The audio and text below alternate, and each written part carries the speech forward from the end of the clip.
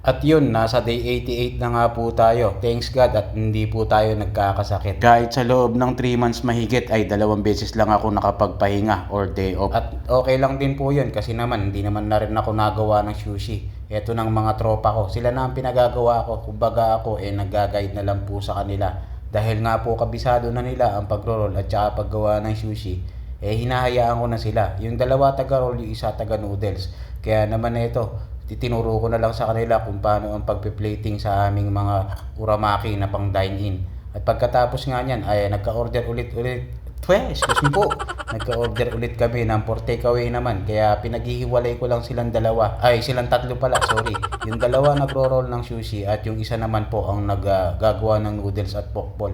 At habang ako naman po ay nagmamando lang sa kanila na paulit-ulit para sila na ang gagawa lahat-lahat para makabisado na nga po nila. Dahil nga po kung tutulungan ko pa sila baka hindi matuto. Kaya mas magandang sila na ang gagawa. Yun na nga na paulit-ulit. Kumbaga ako mando lang ng mando kabilaan. Tinitignan ko lang kung paano nila ang paggawa sa plating, ang paggawa ng sushi at kung paano mag-plating. At doon din sa kabila, ganun din kung paano magluto ng noodles at bokbol.